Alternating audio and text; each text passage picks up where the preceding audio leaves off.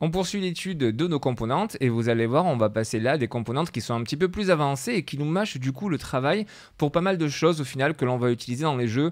Une fois de plus, c'est la logique d'Epic Games. On a déjà créé quelque chose, autant qu'on vous le mette à disposition plutôt que de réinventer ces choses-là. Et typiquement, pour un jeu comme par exemple un platformer, ça peut être super utile. Nous, ce que l'on souhaite faire ici avec nos plateformes, c'est les faire se déplacer comme ceci en va-et-vient de façon à ce que le personnage puisse sauter dessus quand il en a envie. Et bien pour faire ceci, on a deux possibilités en Blueprint. Soit on va dans l'onglet Event Graph et effectivement, avec du code, donc avec du Blueprint, on va pouvoir demander à la plateforme de bouger, lui indiquer où elle doit aller, dans quel délai elle doit y aller, mais ça va être fait sous forme réellement de Blueprint que l'on va faire. Soit deuxième possibilité, eh bien on va utiliser les components qui nous permettent de ne pas réinventer la roue.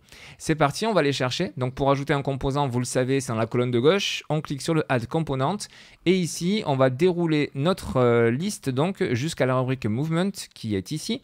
Et là, on va retrouver 4 composantes qui sont dédiées donc au mouvement au sein de notre acteur. On les regarde très rapidement. Le Floating Pawn Movement va nous permettre, au niveau des pawns, il faut que ce soit une classe pawn. Rappelez-vous, on est sur une classe acteur, donc je ne pourrais pas le mettre dans mon acteur, ça ne servirait pas à grand-chose. Mais ce movement-là va nous permettre de pouvoir contrôler un vaisseau, si vous voulez. C'est-à-dire de faire déplacer un objet sur les 3 axes. Donc on n'est pas obligé de rester sur le sol. On va être dans les 3 axes. Donc on a toute une partie ici qui sera faite et qui aura donc des paramètres comme la vitesse de déplacement, la vitesse d'accélération, etc. Le Interrupt to Movement, on va le voir par la suite, il va être super intéressant. Il va nous permettre de faire bouger nos plateformes exactement comme je vous le disais, sur les 3 axes. Là, je vous le montre que sur un axe, mais on verra qu'on pourra le déplacer sur les 3 axes. Donc, faire déplacer comme ça notre plateforme. On a d'autres composantes, je retourne dans ma rubrique Movement pour vous les présenter. Le Projectile Movement, là, celui-ci, typiquement, on peut l'utiliser si vous avez une pierre et que vous souhaitez lancer une pierre. Si vous avez une balle, c'est-à-dire si vous utilisez vraiment un projectile quand vous allez utiliser une arme pour tirer, à ce moment-là, vous allez utiliser le Projectile Movement, qui est un composant qui dispose de plein de paramètres. D'ailleurs, je vais vous le montrer, je l'enlèverai après. Je sélectionne le Projectile Movement et ici, on a plein de paramètres liés justement à ça. C'est-à-dire, quelle est la vitesse initiale de déplacement de l'objet, sa vitesse maximale, est-ce qu'il doit rebondir quand il va rentrer en contact avec quelque chose, etc. etc. Quelle est la gravité que l'on va lui appliquer dessus, savoir si la balle, au final, si le projectile, au fur et à mesure qu'il perd de la vitesse, descend, perd de l'altitude, entre guillemets, donc se déplace sur l'axe Z ou pas. Bref, plein d'informations liées au projectile. Je le supprime parce que c'est toujours pas celui qui m'intéresse. Moi, celui qui m'intéresse pour cette démonstration, c'est le dernier, le Rotating Movement. On va commencer par celui-ci, parce que je trouve que c'est le plus simple.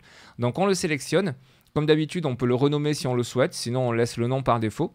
Et qu'est-ce que va faire ce component? Eh bien, il va déplacer, il va faire une rotation, comme son nom l'indique, de l'objet. Une fois qu'on l'a fait, on compile et ça nous permet donc, une fois de plus, de dire à Unreal, ok, on a fait le travail, fais tes calculs, maintenant on va voir si tout est vraiment fonctionnel. Comment ça va se passer? Comment est-ce qu'on peut indiquer quelque chose? Déjà, première chose à prendre en compte, quand on est comme ça sur des choses qui vont avoir du mouvement, que ce soit de la rotation ou du déplacement dans l'espace, on a un bouton ici simulation. Quand on clique dessus, qu'est-ce qui se passe? On se dit, normalement, ça devrait bouger. Éventuellement, on peut avoir des valeurs par défaut qui font que l'objet ne bouge pas. Donc, cherchons ces valeurs. C'est-à-dire, on va dire, ok, on veut donner, nous, une rotation à notre objet. Donc, je quitte la simulation en recliquant sur ce bouton. J'ai toujours mon composant de sélectionner. Et où est-ce qu'on doit regarder, justement, pour pouvoir personnaliser, pouvoir modifier des valeurs, des paramètres, des variables. Je fais exprès de nommer ça de façon différente pour que tout le monde puisse bien capter le truc. Eh bien, colonne de droite, quand on a sélectionné le component, on retrouve ici toutes les valeurs. Et nous, ce qui va nous intéresser, c'est ici, le Rotating Component. Et effectivement, on voit quoi? On voit que sur les valeurs X, Y et Z, donc sur les 3 axes, on va pouvoir renseigner des valeurs qui vont nous permettre de faire des rotations à nos objets. Du coup, n'hésitez pas, c'est vrai qu'au bout d'un moment, ça paraît logique, mais quand vous ne savez pas trop à quel axe de rotation correspond la rotation que vous souhaitez faire, vous prenez par exemple le composant de plateforme, vous passez sur l'outil de rotation, donc celui-ci, et ça vous permet avec le code couleur des 3 axes de savoir sur quel axe vous souhaitez jouer. Si vous souhaitez faire une rotation de l'objet comme ça sur lui-même, vous savez que c'est l'axe bleu, donc du coup c'est l'axe Z que l'on va utiliser. Si vous souhaitez faire une rotation sur cet axe, ce sera le vert, donc le Y, et ainsi de suite. Ça c'est juste la petite astuce entre guillemets pour vous montrer dans quel sens vous devez aller.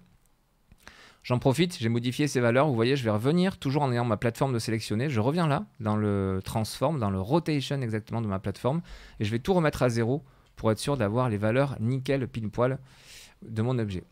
Maintenant que je fais cette petite démo, je reviens donc sur le Rotating Movement et je remarque quoi dans mes axes? Que sur Z, j'ai bien une rotation qui est mise de 180. Ça veut dire quoi? Ça veut dire que, parce que c'est pas précisé, il ne me semble pas, voilà, ça doit être précisé quand même à quelque part, non, peut-être pas. En fait, c'est par seconde, Unreal plutôt, va appliquer donc une rotation de X degrés. En l'occurrence, là, 180 degrés sur l'axe Z. Je recompile pour prendre en compte les modifs que j'ai faites, mais si j'appuie sur simulation, il ne se passe toujours rien. Pourquoi? Eh bien, vous allez le voir rapidement, hein. Tout simplement parce que par défaut, notre acteur n'est pas movable, c'est-à-dire qu'il ne peut pas se déplacer dans l'espace. Tout ça, c'est tout simplement pour simplifier les calculs.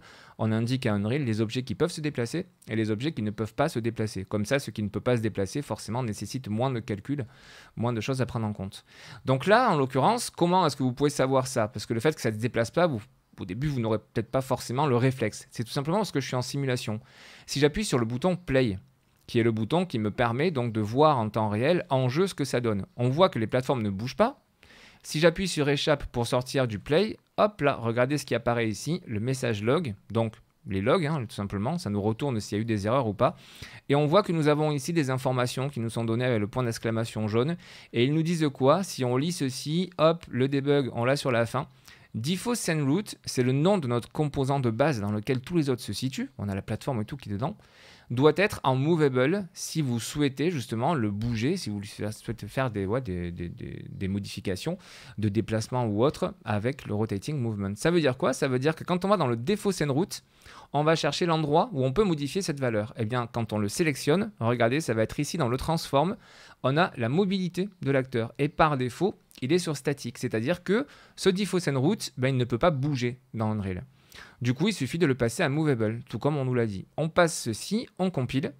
Et maintenant, quand j'appuie sur simulation, il se passe quoi? Eh bien, on voit bien qu'on a notre objet qui bouge. Et il bouge comment ça se fait qu'il bouge? Il bouge parce qu'on a ce component de rotating movement qui lui fait faire une rotation de 180 degrés par seconde. Donc en gros, il fait un tour sur lui-même en 2 secondes pour faire un 360 degrés. En s'amusant sur cet axe Z, si on lui fait faire justement un 360 degrés, on sait maintenant qu'il va faire un tour complet sur lui-même en 1 seconde. C'est parti. Voilà, il va tout simplement plus vite pour qu'en 1 seconde, il fasse le tour complet. Donc vous l'avez compris, vous pouvez jouer sur les valeurs que vous souhaitez. Si vous voulez que votre objet fasse une rotation beaucoup plus lente, vous mettez un degré de rotation beaucoup plus faible et vous actualisez. Du coup, en faisant ça, eh bien, mon acteur va se déplacer de 10 degrés sur son axe Z par seconde. Donc forcément, ça lui fait une rotation simple, etc. Bien entendu, je vais remettre une valeur de 180 telle que c'était au départ. Vous l'avez compris, on peut jouer sur plusieurs axes en même temps. Par exemple, on peut rajouter du 45 degrés sur le Y. Je mets totalement au hasard. On compile et on peut regarder en simulation ce que ça donne. Et on voit maintenant, vous voyez qu'il y a une rotation supplémentaire sur un axe supplémentaire qui se fait sur notre objet. Et ça nous permet d'avoir ceci. Ça donne quoi en jeu? Bien sûr, on appuie sur Play et ça l'ouvre dans une nouvelle fenêtre, comme vous l'avez vu précédemment. Et donc, du coup, on voit bien toutes nos plateformes qui sont en train de faire leur rotation. Soit l'autre possibilité, on revient sur notre écran principal, on appuie sur Play et ça revient au même. On a ici le rendu. Donc vous voyez que très simplement, avec ce component de rotating movement, on peut facilement mettre en place finalement un système de rotation. Alors bien entendu, vous voyez qu'il y a d'autres options qui nous permettent de faire d'autres choses. Par exemple, Auto-Activate qui nous permet de dire si oui ou non notre composant est activé par défaut. Donc là, typiquement, vous voyez, j'ai désactivé, toujours en sélectionnant le rotating movement, j'ai désactivé le paramètre Auto-Activate, ce qui veut dire que par défaut, il ne s'active pas. Ça veut dire quoi? Eh bien, on va, pour terminer cette vidéo, utiliser ce qu'on a vu dans la vidéo précédente. On a une zone ici que l'on a appelée sphère test qui nous permet de déclencher un événement quand on va avoir justement un acteur, en l'occurrence le joueur, qui va monter sur la plateforme. Du coup, on va repasser sur notre event graph. Et là, on retrouve l'extrait donc de code que nous avons vu dans la vidéo précédente. C'est-à-dire que quand on a un acteur qui va traverser donc cette zone, je reviens sur l'event graph, et que cet acteur, c'est bien le personnage qui est joué par le joueur qui a la manette en main, alors à ce moment-là, on faisait quoi pour l'instant? On affichait juste un message personnage en haut à gauche. On va supprimer ça et on va commencer à s'amuser un petit peu avec nos composantes. Qu'est-ce qu'on veut faire maintenant? Eh bien, on veut activer la rotation de notre plateforme. C'est-à-dire que quand notre personnage il va monter par exemple ici, eh bien, dès qu'il va traverser cette zone, on veut activer le component de rotation de façon à ce que notre acteur ici puisse faire ce qu'il a à faire. Comment est-ce qu'on va faire ça? On va prendre notre componente et on va le faire glisser sur notre niveau en maintenant le clic gauche et on relâche ici. Du coup, On voit qu'il apparaît là, impeccable. On peut le positionner comme on veut en maintenant clic gauche et on le met exactement là où on veut sur notre niveau. Et qu'est-ce qu'on veut faire maintenant de ça? Bien, vous l'avez vu précédemment. Quand on sélectionne le component, on a accès à toutes ces variables. Et on a notamment le fait d'activer ou pas. Donc on a ce mot activate. On va revenir ici. On va partir depuis le rotating movement, puisqu'on ne connaît pas le nom des fonctions, on ne sait pas encore, on ne connaît pas tout par cœur, c'est impossible. Donc on part de ça, on fait clic gauche, on maintient le clic gauche, on vient n'importe où et on relâche. Et là, qu'est-ce qu'on va faire? On va taper activate, puisqu'on sait qu'on va chercher un paramètre qui est en rapport avec l'activation justement. Et on regarde ce que nous propose Unreal dans cette fenêtre-là. Et regardez ici, il y a des choses qui me paraissent intéressantes. C'est très important de regarder aussi les rubriques comme ça, pour être sûr que vous êtes au bon endroit. Même si le contexte sensitive, vous êtes pas mal. On est ici dans les components, et plus précisément dans la rubrique activation, ce qui est pas mal, puisqu'on veut activer un component.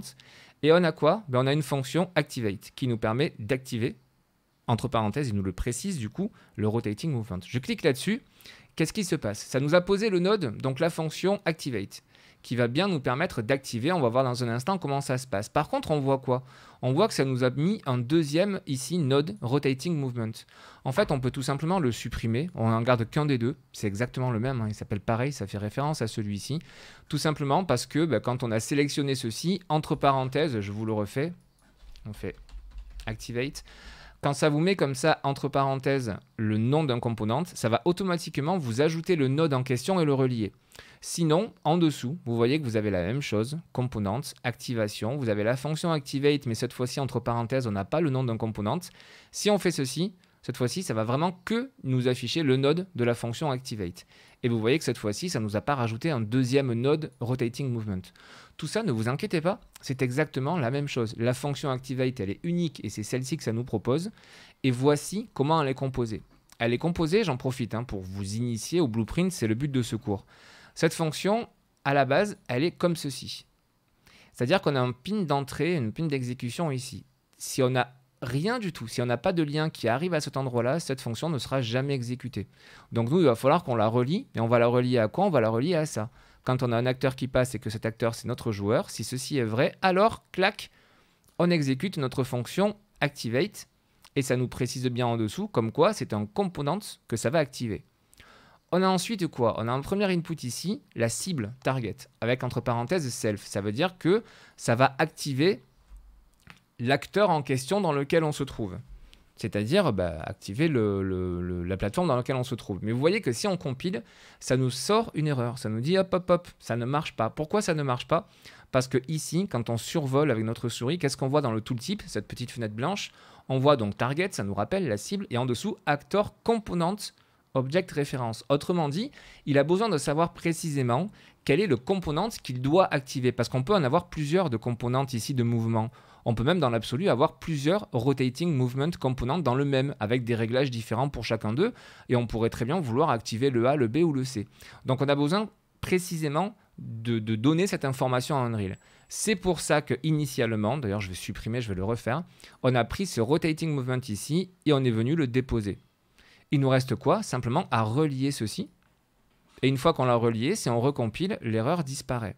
Ça nous permet bel et bien de dire « Ok, c'est ce rotating movement qu'on veut activer. Du coup, notre plateforme va se mettre à tourner. » On a ici la possibilité de faire un reset, c'est-à-dire que si on va cocher la case, on le voit dans le tooltip, est-ce que l'activation doit se passer ou pas en fonction de ce que nous retourne ce booléen, vrai ou faux. Pour l'instant, on ne s'embête pas avec, ça nous permet de rendre le code un petit peu plus dynamique, on va dire, un petit peu plus évolutif par la suite, mais pour l'instant, on ne s'embête pas avec ça. Je viens d'ailleurs de très mal vous le présenter, donc on passe à la suite. Maintenant qu'on a ça, ça veut dire quoi? Ça veut dire que quand on va lancer notre jeu, qu'on appuie sur Play, nos plateformes ne bougent toujours pas. Par contre, si je passe sur une plateforme, hop là, je suis rentré dans la zone et ça a activé la plateforme. Si je viens dans celle-ci, ça l'active aussi. Et si je vais dans l'autre, ça l'active également.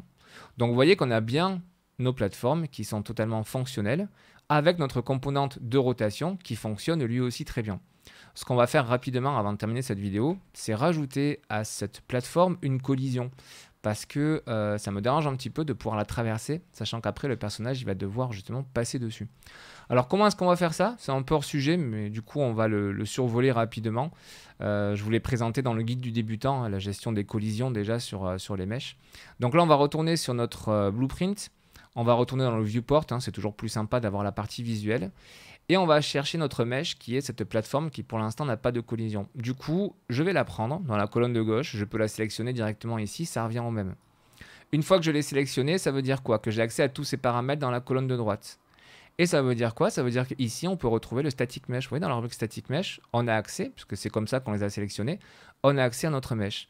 Pour pouvoir éditer directement ce mesh et donc ces collisions, on peut soit chercher ce mesh dans le content browser, etc. ici, soit comme je suis en train de le faire, directement en faisant un double-clic sur l'image, ça va nous ouvrir l'éditeur de static mesh et en l'occurrence, directement ce mesh-là.